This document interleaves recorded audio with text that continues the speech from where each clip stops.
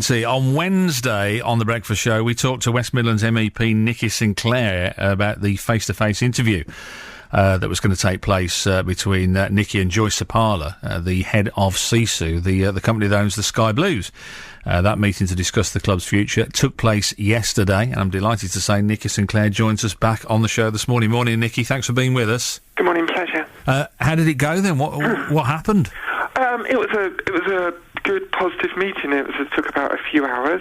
First of all, I can confirm to Sky Blues fans that Joy Seppala does exist. That was the question. A lot of them wanted answering. That was the one. Did you get a photo at all? Because a lot of people were asking. We had a text after you joined us on Wednesday saying, "Can you take a photo just to confirm there is a physical presence attached?" Yeah, I felt a bit like a media agent yesterday because lots of shows, including yours, wanted me to ask, would she have an interview? There's lots of requests for photos. Sorry about that. I know. Etc. etc.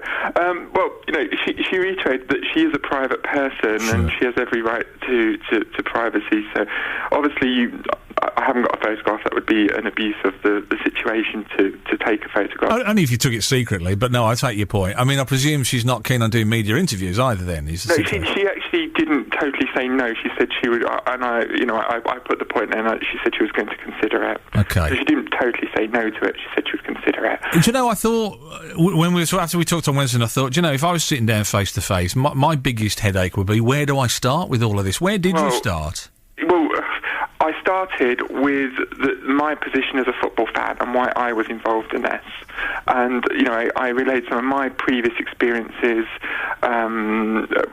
with football, with Wimbledon, etc., and what the fans were saying to me. So that's where I started, at the starting point. So she knew exactly why I was there and what I wanted to get out of the meeting, which was to move this forward, to mend fences with the council and to ultimately get her and the council and Lucas sitting down together. Did she say why she decided to meet with you? And did you ask that question? Because I would have been intrigued why she would, having refused so many other meetings and interviews, why you, why now, do you know? Actually, that's one question I didn't ask her. What was your feeling on that? Did you get a sense of why you, why now, or not? I think that the sense that I probably got is that she does feel that SISU has been given probably bad media, and that the fans have not been given the right message. And I think that's what she probably wants to address the balance. She's quite entitled to come on the media and do that herself. Obviously, she has her advisors that have been attempting to do that. Yeah. And I think what she wanted to do is explain the situation to me as from their point of view, as strongly as I was putting the fans' point of view. She was strongly put in, because ultimately, and this is the difficult thing with football is a business.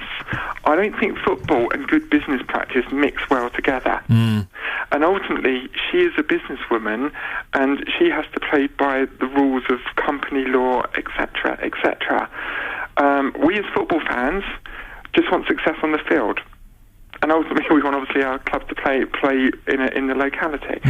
So sometimes, best business practice and the benefit of a football club doesn't necessarily go hand in hand. And I think you can see that clubs from the very top of the business, from the Premiership. I mean, you have Manchester United in this situation, don't you? The fans and the owners, etc. I think the expectation of Sky Blues fans at the moment are even lower than that. I think the success on the field, I think, they can live with. I think they just want to feel part of their team and have their team back. Did she make any kind of inroads into whether the Sky Blues would ever play in the city at the Rico again? Or? One of the first things that she put on the table is strongly that it's her aim to bring back Coventry to the area as quickly as possible. And it was never her aim to, she regrets the current situation. She regrets the situation, that the circumstances that have brought us to this situation.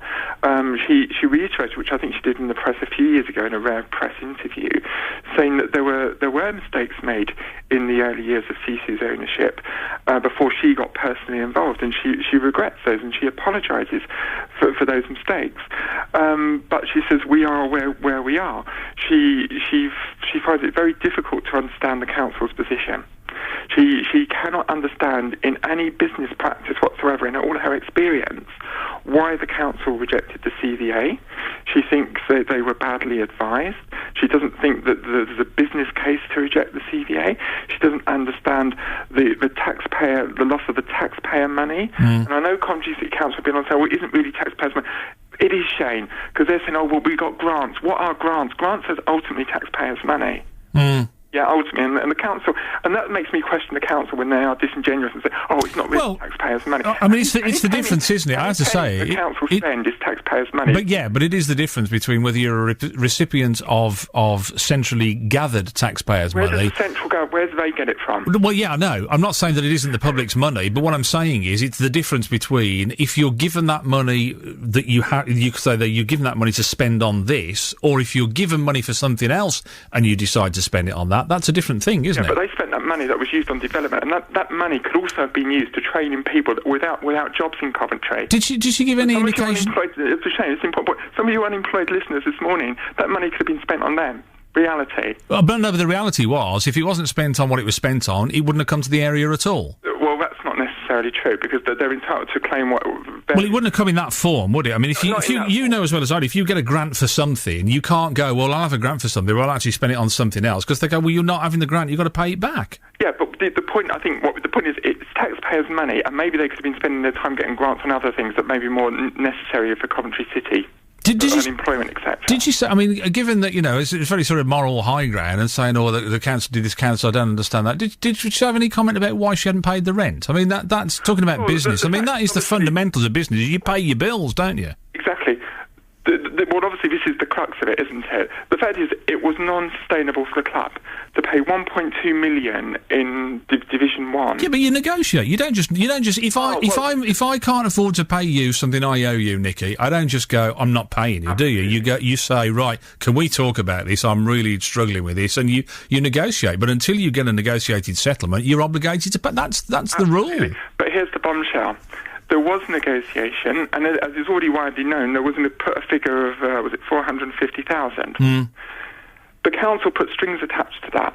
They also wanted £4 per ticket on top of the 450,000.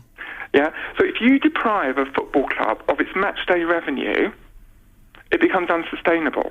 Well, I have to say, I mean, there are questions being asked now as to whether playing in Northampton is sustainable, talking about that. And we had, I don't know if you heard, but we had a conversation the other day with a specialist who was telling us that, you know, your players' bill has to be a percentage of your revenue. And if it isn't, you're breaking the rules and you could have your football club taken off you. So they're just cruising towards another problem now. And that's the situation, you know, and I don't want to be sounding as if I'm defending them, because I'm certainly not. No, sure, no. But the situation is, that was the situation in Rico. And if anyone else came and bought the club now, it's unsustainable. The offer that's on the table from the council is unsustainable to any business plan. So, you know, that situation, the Rico Arena in its current guise, or as it was, is not sustainable for a football club. It completely has to be renegotiated, and you know, for that to happen, the council needs to be at the table. And one thing that Joy did make absolutely certain, obviously she's a businesswoman. I suppose if someone came with money, and I repeat those words, with money, and made a serious offer to buy the club, well, she's a businesswoman, and we'll look at that. Did you get any? But other than that, here's a really thing that the fans need to understand. In the absence of that, and no one's come forward with money, she is not going anywhere. I was going to ask you. She reiterated that there is no plans. She wants to build. If this, you know, can't be resolved with the council, which is looking increasingly unlikely by the day, because the council's intransigence, she will build another stadium, and that they will be there for the very long term. Okay, Nikki, got to leave it. Run out of time. Thanks for Joy Sinclaire.